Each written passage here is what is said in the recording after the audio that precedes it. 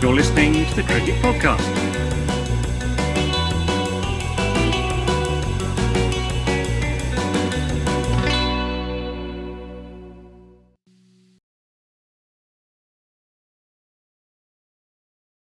Hello everyone and welcome to the Cricket Podcast. The IPL is back, baby. And so are we. That was the line that Max rowe-brown wanted me to say to kick off this podcast, and so there you go, Max. How'd you like that? He went and did it. Yeah, delighted. Well done. How are you doing? Right. First of all, I mean, CSK. You just watch your boys lose. Are you sad, or are you thinking, hey, you know what? There's happy takeaways for me after that game. I'm not sad because I think CSK basically had lost the game from about the sixth over of the chase, and then it looked like it might be back on briefly, but I wasn't so worried about that. But there are positives to take, there are negatives to take, and we'll get into all of that. We absolutely will do that. Before we get into things, just a reminder: if you're watching on YouTube or you're listening wherever, to like and subscribe. Keep things going, keep things growing from our point of view. We've had, Max, over 10,000 new people watch or listen. So, like, people who didn't watch it before. So if you're one of those people as well, say hello in the chat or drop us a message on Twitter. And thanks for coming. At the Cricket Pod. And yeah, of course, thanks for coming. And in the nice way, thanks for coming. Not like in a cricket match. No, not TFC. Like, TFC, yeah, thanks. Bat number 9 and you don't bowl. Like, we are genuinely happy that you're here with us. Max, right, the IPL's on the way. I think what we'll do for this show, we'll talk a little bit about this game. We'll talk a little bit about the Battle of the Gs, Gaikwad v Gill. Hangragaka looks interesting. Maybe we'll talk about him. And then I want to do a little rundown of the two teams. What have we seen so far? And how did they match up against our expectations? So there's a few things to get through. It'll probably be about 40 minutes. We'll start with the game, and I'm going to ask you to summarise and talk us through the feelings of being a CSK fan during this match. I can see you're not wearing the shirt, so obviously quite disappointed. No.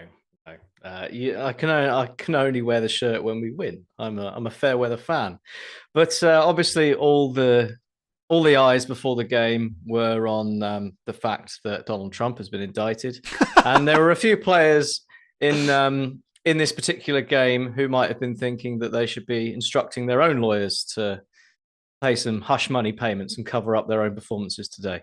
But that's an aside. CSK actually got off to a very good start, belying their potential for a slightly slow, measured approach, which we think might work at the Chapok. They got off to a flyer. Gaikwad, as you said, looks in supreme form and back to the Gaikwad that we saw top the run charts not so long ago. And then they sort of hit a brick wall, partly because Gujarat Titans remembered how to bowl properly and actually did a very good job, partly because Shivam Dubey turned up and stank the place out. But either way, with a few lusty late blows from Dhoni, 178 was the score, and it looked okay, but potentially a little light. And with Gujarat Titans getting off to an equally good start, it did look very light. But almost the same thing happened. The two innings were very comparative in the way they went. They both started fast. They both slowed down a bit. But what we forgot, of course, is that Gujarat Titans had Rahul Tewatia and Rashid Khan at the end. And if those two are together at the end, there's only one outcome. And so it proved. It did. It went. I mean, I like Tewatia. He came in and the game was won, and so you got 5 off 12 balls to make it interesting. then hit a couple in the crowd. I joked in the Discord that at the strategic timeout after 16 overs that they would block it out for 3 overs and hit 36 off the final over. It actually wasn't that far off the truth. No, it was pretty jokes. Also, like big. I mean, we haven't really. It's probably not going to be a heavy Dhoni show, but big shout out to him. The muscles, I'd say so far. Yeah, thumbs up good on the muscles front. Like it worked well for him. He looked pretty good. He did look a bit old at the end when he hurt his knee, but yeah. Well, I mean, he is old. Right. So I think talking points. What do we say? We want to talk a bit about Gill and Ruturaj Gaikwad.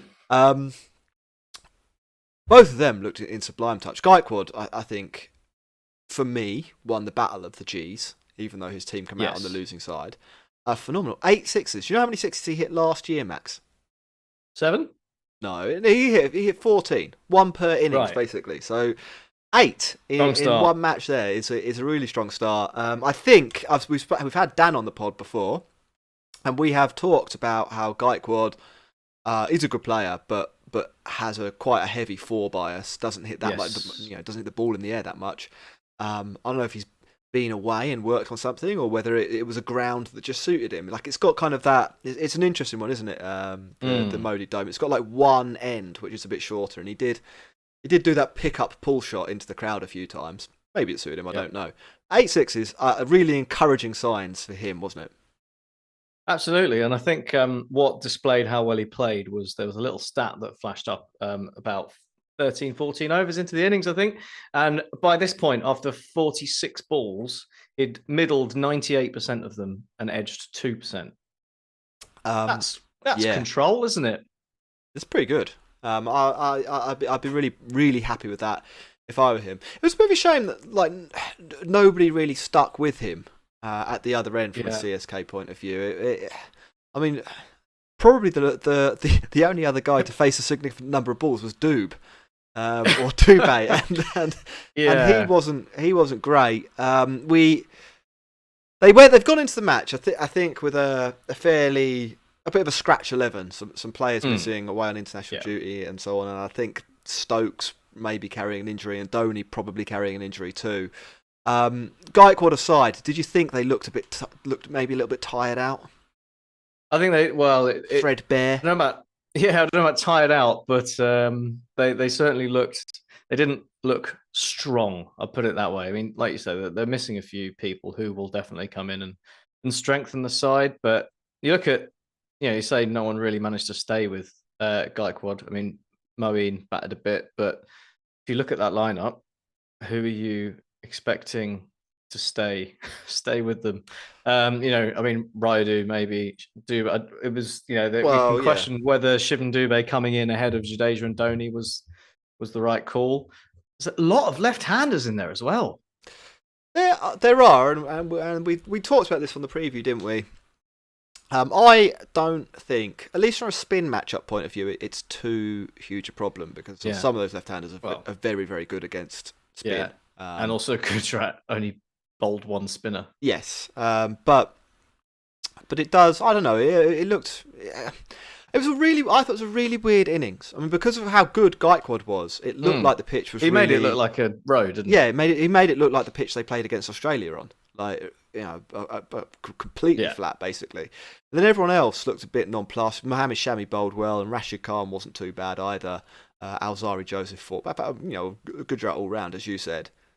Sort of remembered how to bowl after Mohammed Shami was really good, and then Josh Little was like, I'm just going to bang it in halfway down and see whether this guy can hit me into the crowd. He can. Alzari, Josh Little, and Yash Dayal, basically all of their first overs were terrible. Yeah, they got smoked around, and then they pulled it back a bit. Yeah. So, apart from Dayal, obviously bowl again, but interesting, as we've touched upon quite briefly there. It looked better, I think, than expected. I think all of those players, it was pacey. It looked like there was good bowlers for the different phases. Mohammed Shami was excellent up front. Alzari Joseph and Josh Little as well were decently at the death. They didn't have to bowl out Hardik, which is always a plus, I think. And then with the bat, I think Shubman Gill and Ridman Sahar, there is the potential that is a little bit of a slow partnership. But today, strike rates of 156 and 175 with 5 sixes and 8 fours between them. Obviously, Gill doing the bulk of the boundary hitting there.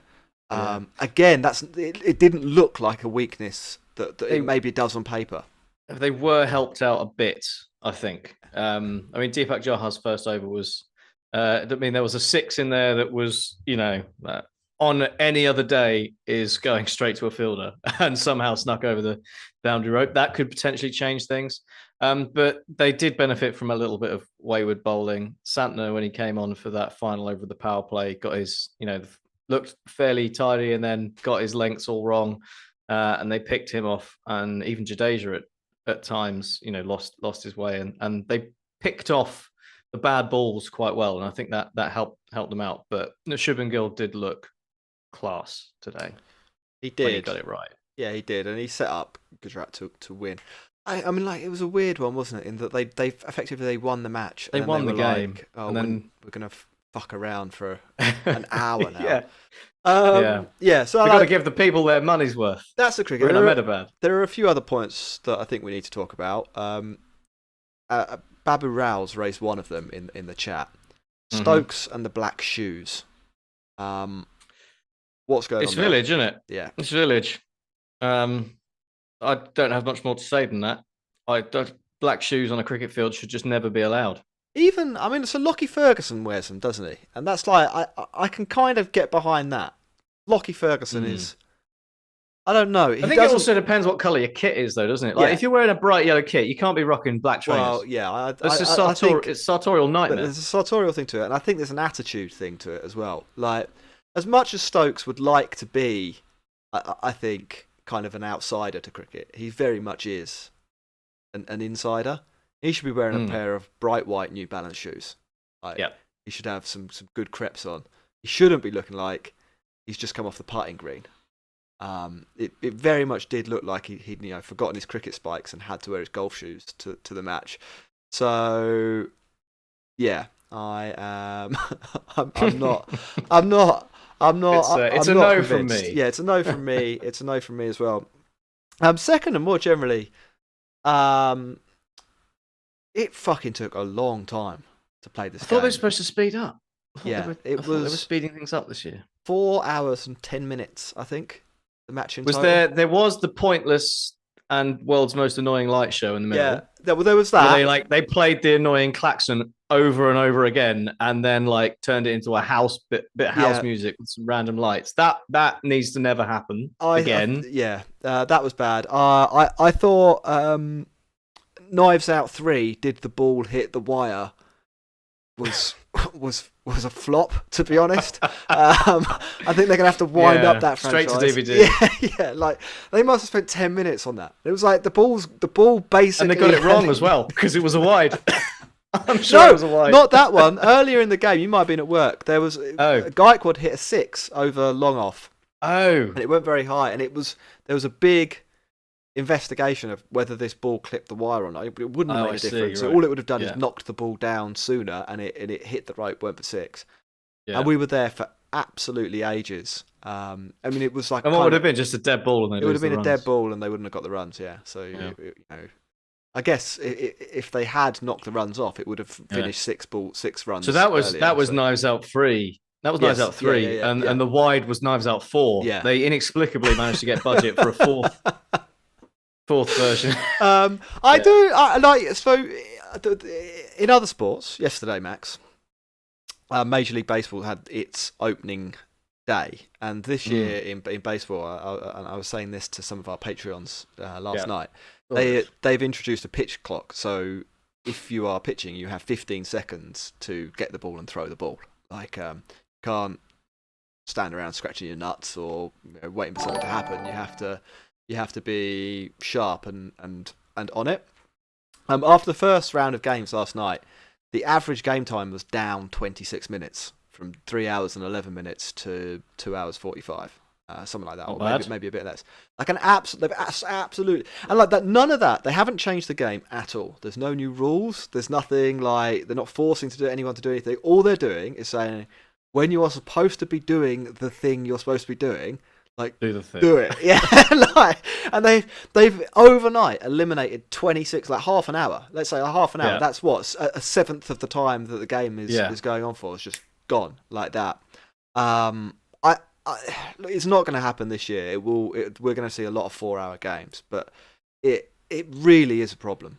I love the tournament, and I don't think it has to be played at the pace of the Blast, for example. Where is it? Is it an hour and 15 minutes to bowl your 20 overs in the Blast, or an hour and 20 minutes? It's I'm not sure what it is off the top of my head. But it is quick. Yeah, it's very fast. It doesn't have to be the pace of the 100, I don't think. But what I do like about the Blast and the 100 is the punishments. Well, You lose So you this lose was a player outside the circle for the final however many overs you are after the cut-off time. That's brilliant. this was It's a really good way of an in-game punishment. Yeah, I agree. This was allegedly supposed to be coming in this tournament, but like clearly it isn't being applied strictly or in the same way, or maybe just isn't being applied by the umpires.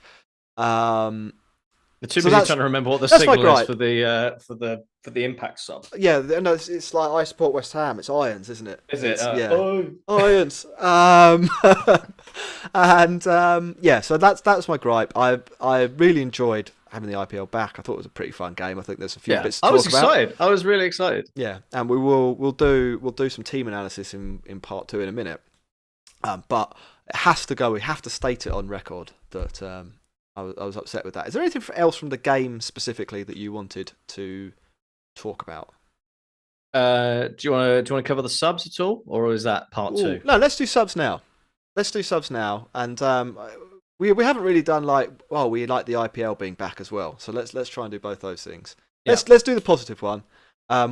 It was really good to have the IPL back, wasn't it? And it was a decent game. Good one to start with. Yeah, it was. I do enjoy the pageantry. I thought it must be now. I mean, I don't know if they had an official attendance, but over 100,000 people. It looked it looked packed, didn't it? They erected a massive festival stage, so that probably knocked the number of people down slightly. But it was a passionate crowd, and I think like a lot of the best things about the IPL on display there, like some really good young Indian talent on display from Gill, a kind of seasoned campaigner now, Gaikwad lighting it up, Tawatia doing Tawatia things, Rashid Khan picking up a couple of wickets. Mohammed Shami with some excellent bowling up top, like really good skills, good intensity, and probably the right result in the end, if a bit long. So yeah, I think the IPO it will catch on. You reckon?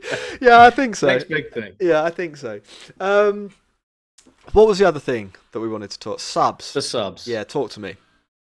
Well, we were chatting about this a bit, weren't we, between us? And I'm unsold after version 1. I mean, in fairness, we should consider the fact that not only have they got impact subs this year, they've also introduced the new rule, which I don't think got quite as much airtime, which is the double agent impact sub, which is what Gujarat managed to employ when CSK brought Tushar Pandya into the side and completely ruined everything for them. But so what we were saying, and I think I'm more in the anti camp, is just that I think it takes something away, I think, from, well, as we were saying, from people who can who style themselves as all rounders, but it just takes something away from setting your team out right and thinking about what you're going to do, rather than just like, okay, well, now we're just going to play someone who might bat at number 8, and then we'll just swap them straight out. It feels a bit like we were saying, like it just feels there's potential for it to be really interesting, and it's probably going to end up being used in exactly the same way in every game, which is lengthen the batting order or bowling lineup and then swap it over. Yeah, I cannot see it being used a different way. I thought there was a possibility before today that some teams might use it badly or do weird things, and it would be funny. And then I read a quote from Mike Hesson, which was basically like, "Yeah, we all know that this is a dumb rule." Well, he didn't quite say it was a dumb rule, but he said, and he laid out how it is going to be used. He said, effectively, what it is, it's an opportunity to play a designated hitter. So you sub out your worst bowler, and you sub in your 7th best batter, and that will happen in every single match. Or if you bat first, then you start with your 7th best batter, and then you sub in your worst batting bowler at half time. With I suppose maybe with a slight advantage if you're bowling second, that you can see whether it's seaming or spinning, but probably it won't make a difference, and you'll just pick the best bowler. And if you're batting second, you can choose between whether you need a hitter later on in the innings, or maybe if you have a collapse, you bring in Kane Williamson. A Kane Williamson type. Or like, I mean, today, if you're Gujarat, was it Sai Sudarasan was the one they brought in, and they had Abhinav Manohar, who's probably a bit more explosive, who they might have used had Kane been in the side. I think if anything, it might slightly benefit the team batting second, because I think that batting change, because the bowling change, you sort of have to make it up front, because the guy's got to get 4 overs in, so you need at least you need a time. There's a time lag there. With the batting, you can be very reflexive, reactive to the situation. So it probably will mean that the team batting second win 1% more games. I overall am really unsold on it.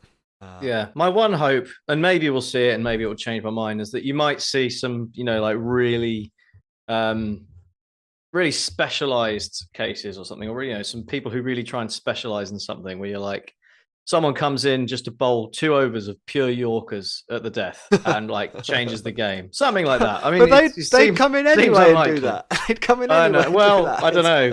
There's if you were, for example, if you were to allow overseas players to do it, CSK might go, oh, hang on a minute, we don't have any death bowling. Let's just chuck in Mahith Patirana and do some weird stuff. Yeah, no, if it was that kind of thing, maybe would happen. You could, if you don't have enough of a mix of bowlers, you could maybe work your way around it. But it's, I would say as a compromise, if it were used to increase the number of overseas players without decreasing the number of berths for Indian players.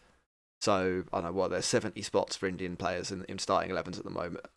If instead of making it 5 overseas players and knocking out the 10 worst Indians, it was we're just going to let 2 overseas share a role, I wouldn't mind that. I'd be okay with that. But as it is, it's a bit of a, I don't know. Like it's not tactically interesting. All it does. That's the thing, isn't it? That's what you want from, if you're going to bring something new in, you want it to add something, and all it's doing really is just changing. It means we get to see changing your lineup a bit. Little bit more of the 7th or 8th best batter on some of these teams. Anyway, in the Discord, not in the Discord, in the chat over on YouTube, we've received a super chat from AN0989. $5. We're in business, Max. Always enjoy your clips, lads. Keep up the good work. So thank you very much. I think that's a really nice way to end part 1. Max, I can't remember what I said we'd do in the intro. I think we said we would talk about how the team analysis team shaped up. Yeah, so back in a sec. You're listening to the Cricket Podcast.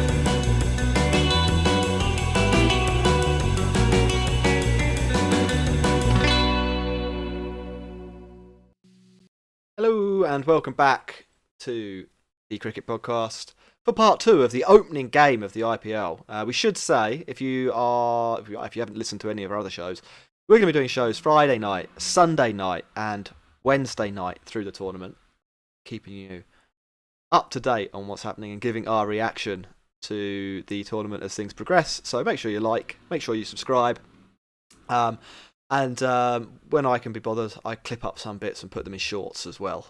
So when we can remember which bits we did. Which was the funny bit. Let's put that for the bit that we think's funny. Anyway, Max, there's 2 teams, and we've seen them. We, in our predictions, I think had both of these teams probably not in the playoffs. We didn't have them like bottom of the table.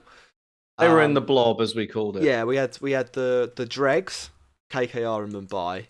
We had the Rolls Royces, Rajasthan and SRH, unbelievably, and then there was kind of a blob of 6 teams in the middle. Do you think we've called that wrong on either of these? Were you impressed? Were you disappointed? Is it season over for Chennai Super Kings? I think I would say, on the CSK side, obviously they're without Tikshana today, who's a big part of the way they play, especially when they're with the power play bowling, and he'll be particularly dangerous at the Chapok. And obviously Dwayne Victorious as well, who might be quite useful as well. Magala wasn't there. Yeah, Magala as well. So they're pretty big. And misses, Stokes couldn't bowl. And Stokes couldn't bowl. So I mean, there's an upward trajectory available for CSK, but I think what was obvious was how much they missed, given all those people aren't available, Mukesh Chowdhury, because basically it meant that Hanga Gecko got shunted up one level, I suppose, in terms of seniority of how important he was with the ball. And he looked quite exciting, but he's 20. Like, it's a lot to have on his shoulders. And Deshpande coming in to basically do the role that Mukesh Chaudhary was going to do. Well, you only need to look at the scorecards to see how well that went. No, I think you just sometimes you have to be harsh and just say he can't do that. Like that. Yeah, that is not. He will be worth -2 wins if he plays all the games. Like it's. Well, just, I think one of those was today. So well, I mean, it's just not. It's no good. I do think to some extent, if Stokes recovers from whatever it is, which he won't, it's a chronic injury. But like if he is fit enough, if it goes away a bit, what he can do is bowl 1 or 2 overs in the power play, and we saw for England that at the World Cup that actually he can do that. He's not Trent Bolt. I'm not proposing he's Trent Bolt, but it's more like burgling a couple of overs. Yeah, he's also not. But it gives you flexibility elsewhere. He's got a little bit in his locker in terms of seam movement and stuff. And actually, with the white ball, the first 4 overs of the game, so basically the first 2 overs with each new ball from either end, if you can get the ball to seam around a little bit or swing a bit, and Stokes can do those things. He's not super gifted, but he can get the ball to talk a little bit. You can at least be difficult to play against. Yeah. So I think that could potentially solve that problem. I thought the death bowling was potentially a little bit poor as well, and I know actually they managed on the CSK. Yeah, they managed to claw it back somewhat, and they don't have any. Hangaragaka did, maybe he's somebody who could solve this problem. I mean, there's a lot going on there. But there's something in it. There's a lot going on there. There's something that you think, like, if he can refine this slightly, maybe he's going to be a weapon. But he's 20, so he'll have days where it goes horribly wrong. But he does look like he could be useful. Yeah, I don't really know where the other overs come from. What did they do? Did they use 2 overs? They didn't use 1 over of Deepak Chahar. Did they use 2 overs of him? Now, he's not a great death bowling option. He's not. He came back in the 17th or so. Yeah. I think maybe the 18th. I think 17th. Yeah, and then Hanger. Yeah. So he's been thrown. He in did there. Okay. He did quite well. He went for 4. He did, and it was an okay over. I don't think that's long term sustainable. And if that is their plan, which it appears it might be, I think that is. I think that's trouble as well. So I don't know. I think I am.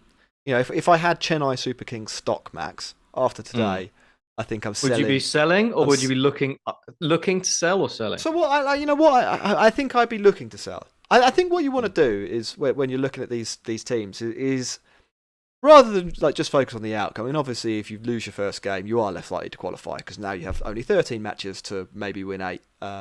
If CSK's point of view, 7 of them are at home still, so they've still got the ace up their sleeve, if you like, the Chepok. But what concerned me a little bit was I wasn't absolutely clear, like what this team were trying to do to win cricket matches. I waiting for 3 of their players to be available. Well, I didn't think they were. I didn't think they were super competitive in this game. I think they were propped up by Gaikwad, and he did bat really well. But it's asking a lot for somebody to go out and do that in every match. Maybe Conway will share the load. Conway obviously got a good one early on, but I don't. As you know what, Max, on the batting side, I maybe understand it a bit more. They batted to 8 or 9, and they did show ambition. I think Dubé was a bit of a problem. I'm not sold on Rayudu either. I think he basically, people bowl too quickly for him now, which isn't. That is exactly what happened with Josh Little. He had him on toast, which is a little bit of a problem. But I can kind of see what's going on there. Bowling wise, especially away from home, I'm really, really unsure about this team. That's my main takeaway, I think. No, I think that's reasonable. I think the plan is probably to hope 1 or 2 of the guys in the batting order do the business, which is not unreasonable because they've got some solid names in there. Conway, Gaikwad, Ali, Ben Stokes maybe will do it once. Jadeja can bash it as well. There's stuff there. It's not a total disaster, but bowling away from the Chiphawk, I think could be an issue, and they're going to struggle to fit in. I think as well what they need, like if they're going to bring in Magala, for example, then maybe they probably can't play Pretorius. That's weakens the batting, so it's going to be it's a bit tricky for them to work out what to do with that. So, but I'm not completely down on them because, like we say, they've got people to come back in, and I think there's plenty of time for them to. I think they'll improve. Yeah, I'm not a big I mean, Pretorius lover. I have to say that as well. I don't think he solves anything. well, fair enough. I think more flexibility is probably the benefit for them. But on the Gujarat side, I mean, Yes. they were missing David Miller, which Yep, Killer Miller is fairly big for the middle order. But aside from that, pretty settled, right? Yeah, I thought there was more to be positive about, or more things that I think went well for them than I expected. I thought, like we've already said, that Gill and Sahar up the top of the order being aggressive was good.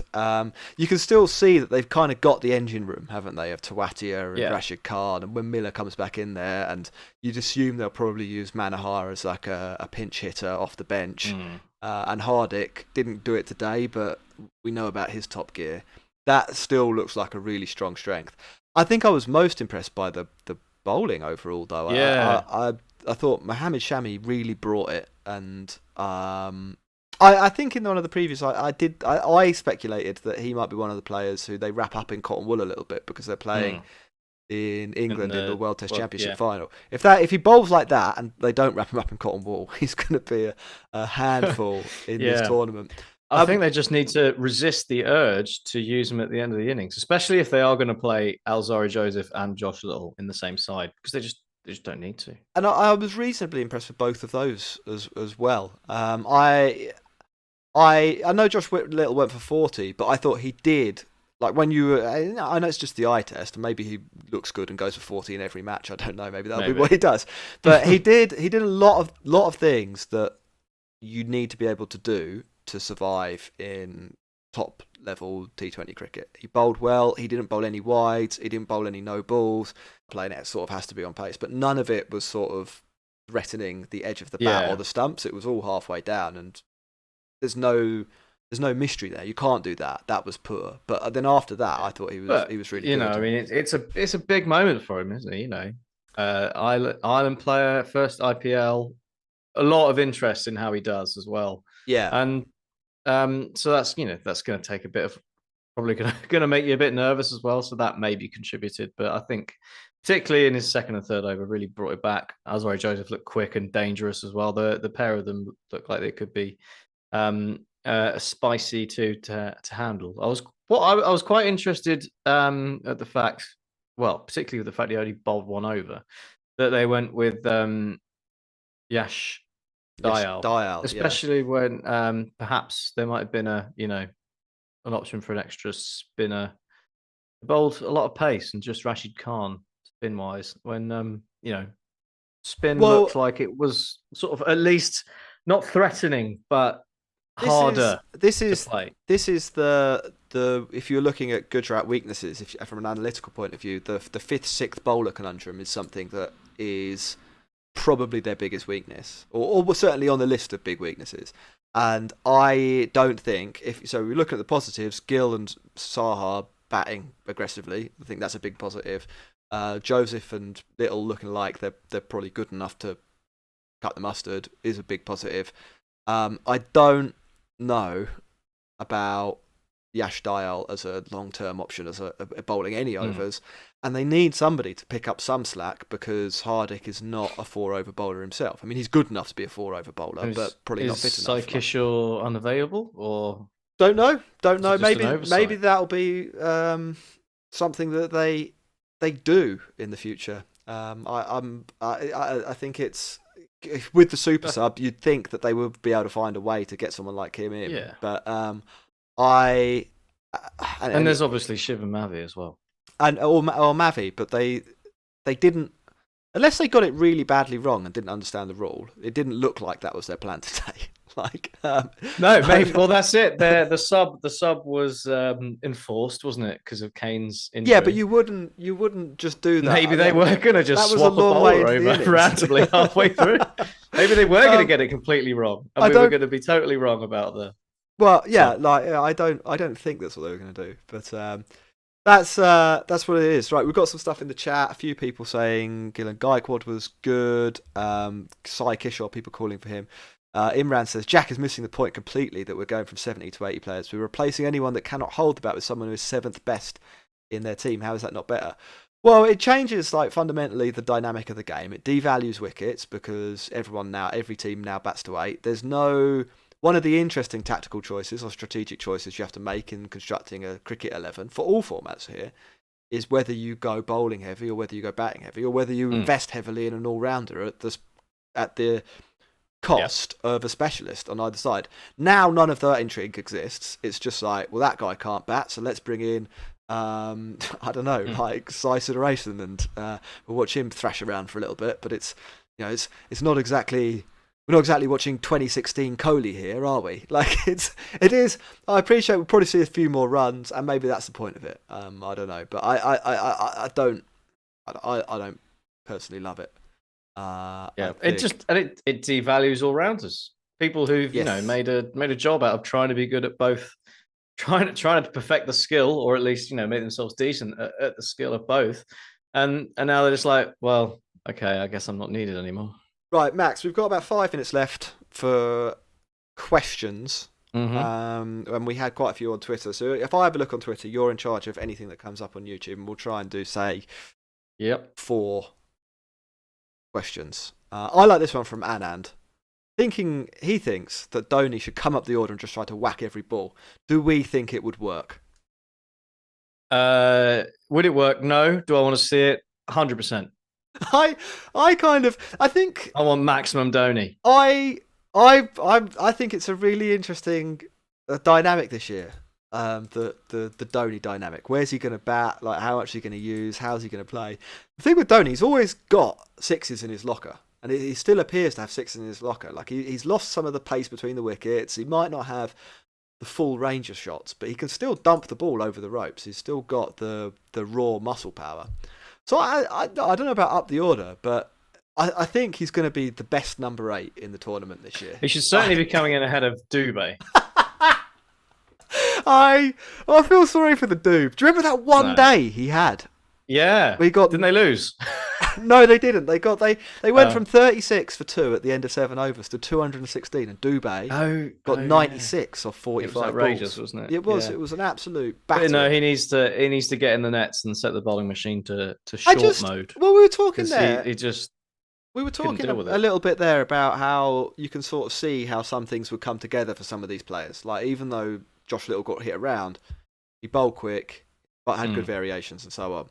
Dubé looked like he had no idea what he was supposed to be doing. He just tried every single ball that he faced.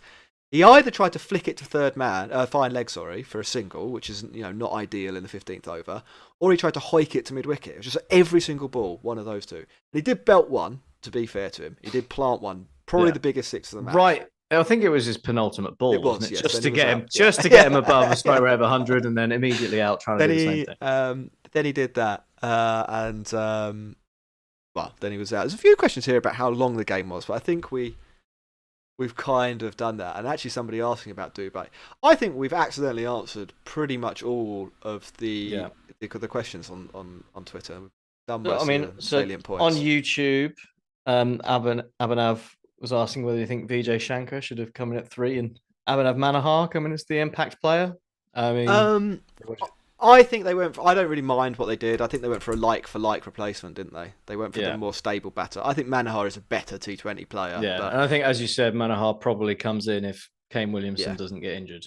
Yeah, and they just bring him in down the end for Yash Dayal probably. Yeah, absolutely. And is there anything else, or are we done?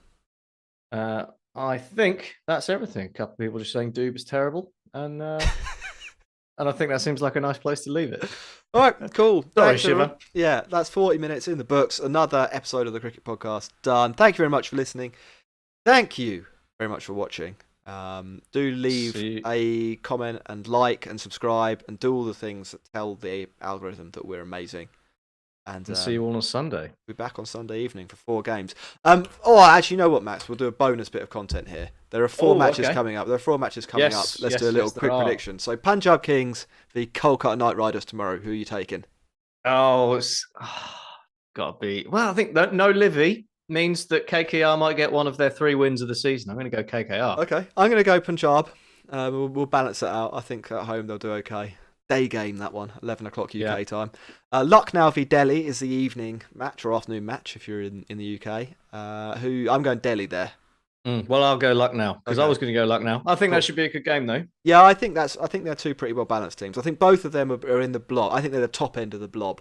In the middle. So one of them will be looking like that. It's an early 4 points, isn't it? A 4-pointer. In the IPL. It's one to get you over. Sunday, this is game of the weekend for me. Sunrisers Hyderabad v Rajasthan Royals. I'm backing SRH to make a statement. Are there any squad issues with either side? SRH, they won't have their captain, will they? Markram, he's busy beating the Netherlands. I guess they won't have Janssen as well. I don't know. Does that affect Rajasthan? I don't think it does. Rajasthan should be near full strength. I'll go Rajasthan then. Okay. That's 3 different ones in a row. All right, and then finally, it's a classic. It's an IPL classic. This Royal Challengers Bangalore v Mumbai Indians. No, they're just 2. They're storied franchises, are they? Well, yes, I'd say RCB and MI. They're in the top 3, 4 maybe. Franchises, I mean, aren't they? I can't in my right mind be backing Mumbai Indians. No, you can't.